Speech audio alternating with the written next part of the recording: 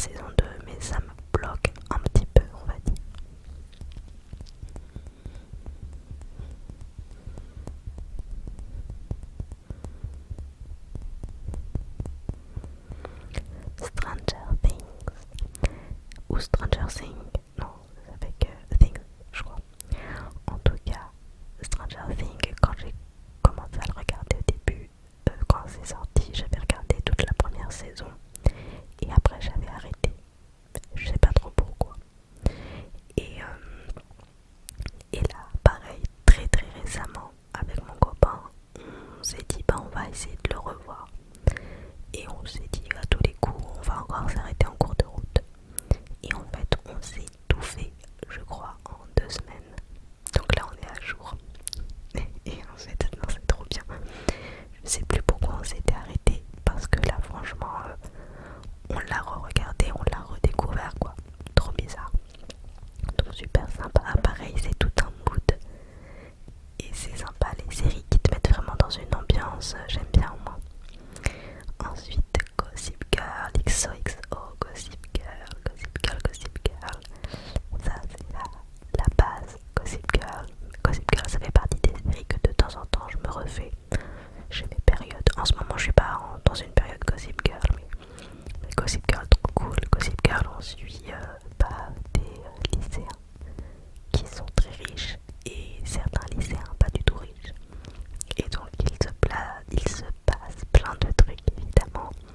Et en vrai, je l'ai très mal expliqué parce que le principe de base de Gossip Girl, c'est qu'il y a quelqu'un qu'on ne sait pas qui c'est, qui a un blog et qui sur le blog marque les potins qui se passent à l'école, mais on ne sait pas qui écrit, et elle balance vraiment plein de secrets de famille et tout.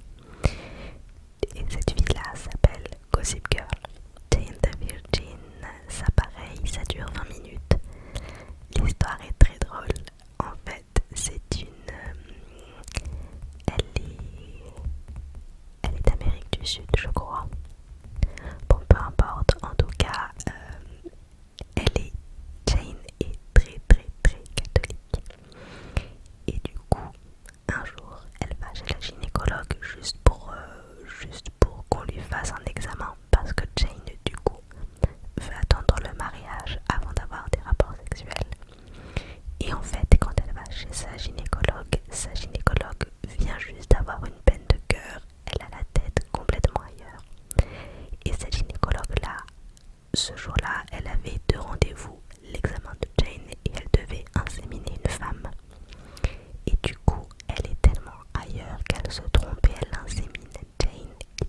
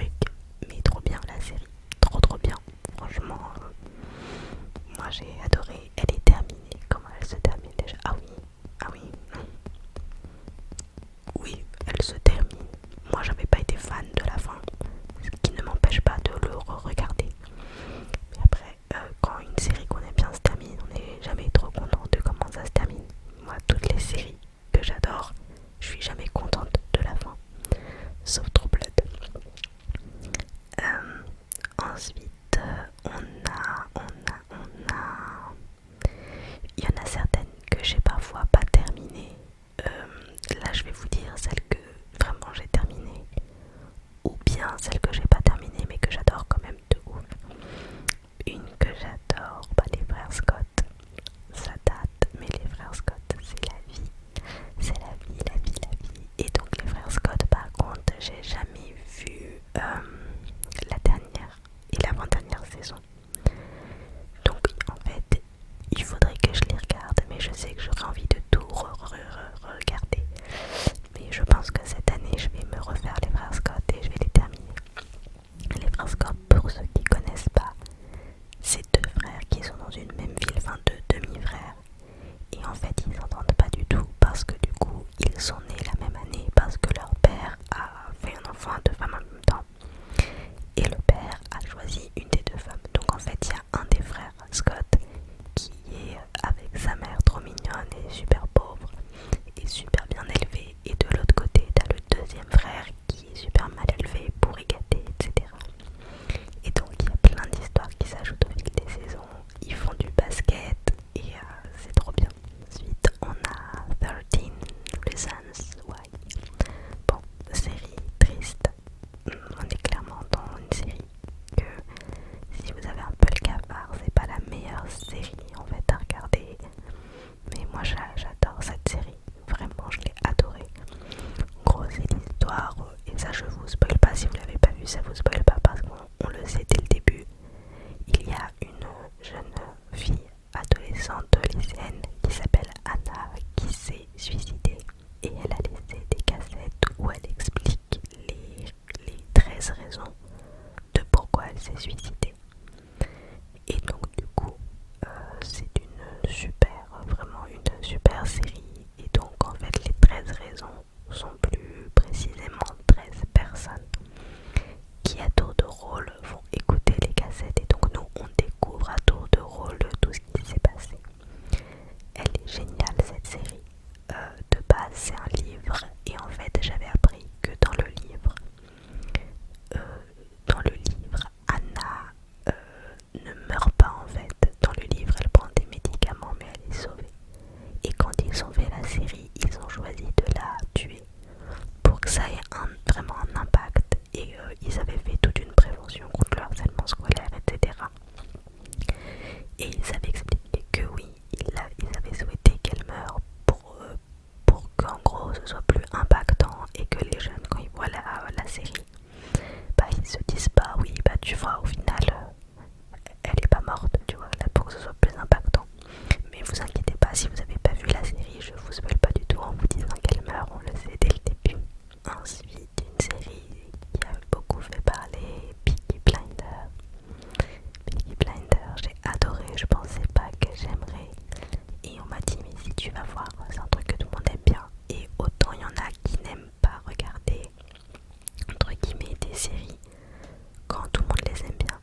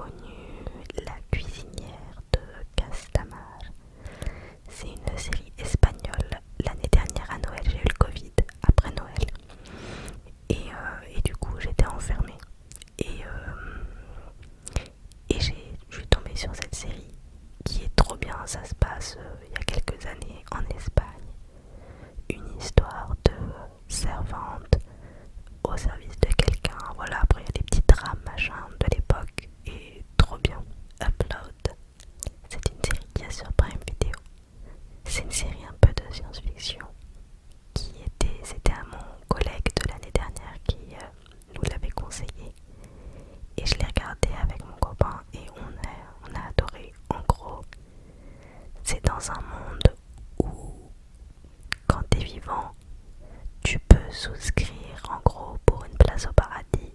Et on a beaucoup évolué dans la science et donc du coup, pendant que t'es vivant, il te crée ton avatar en gros au paradis. Et l'idée c'est que dès que tu meurs, il récupère tout de suite ton subconscient en fait. Et du coup, bah ton corps meurt, mais toi ta tête elle est toujours là et du coup t'es au paradis. Évidemment, plus t'es riche, plus tu peux te permettre un paradis stylé. Si t'as moins d'argent, ton paradis est moins stylé. Pareil, en fait, ça te permet de rester en contact avec ta famille, de faire des FaceTime avec les vivants, etc. Enfin, il y a tout un principe. Et il n'y a pas beaucoup d'épisodes par saison. Il n'y a que 2 saisons et je crois qu'il y a 8 épisodes par saison. Et c'est super stylé. Vraiment, c'est vraiment stylé. Une autre série qui est ouf et je trouve qui est vraiment sous-cotée, c'est Orphan Black. C'est des histoires en fait de clones. Je vous en dis pas plus. Franchement, il y a de tout dans cette série et elle est vraiment bien. Et les personnages sont vraiment attachants, mais de ouf. Ensuite, Sherlock Holmes, la série évidemment. Sherlock Holmes, elle est trop bien la série. Vraiment, elle est ouf. Si vous aimez bien les enquêtes de meurtre et tout, allez en plus avec Sherlock Holmes, c'est trop bien. Ensuite, Pretty Little Liars. Ça, je l'avais poncé quand j'étais en première année d'études. J'ai fait une coupure à un moment parce que c'était pénible et j'ai quand même réussi à tout finir. Mais je crois que là encore, en fait, la dernière saison, il l'avait coupé en 2. Et du coup, j'avais vu la première partie de la dernière saison et j'ai jamais regardé la dernière partie.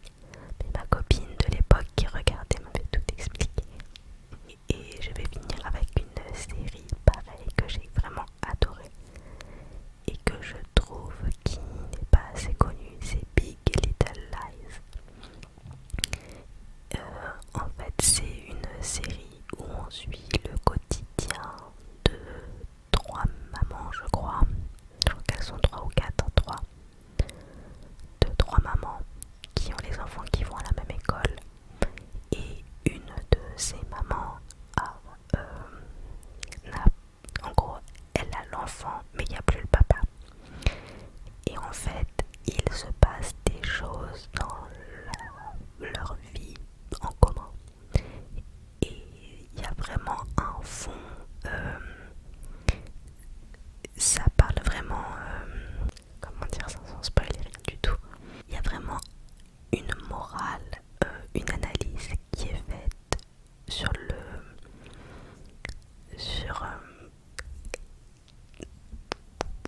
comment dire, en fait il y a vraiment une morale qui est faite sur le fait que c'est pas bon, j'arrive pas à vous expliquer en fait. Il y a vraiment une morale. J'essaye de développer ça, mais si je développe, j'ai peur de vraiment vous spoiler. Donc je préfère ne rien dire parce qu'elle vaut vraiment le coup d'être découverte, cette série. Et d'arriver soi-même à dire ah mais c'est pour ça, mais c'est ça, et de soi-même comprendre la morale. Si je vous spoil la morale là, ce serait vraiment triste. Mais c'est vraiment une belle série qui fait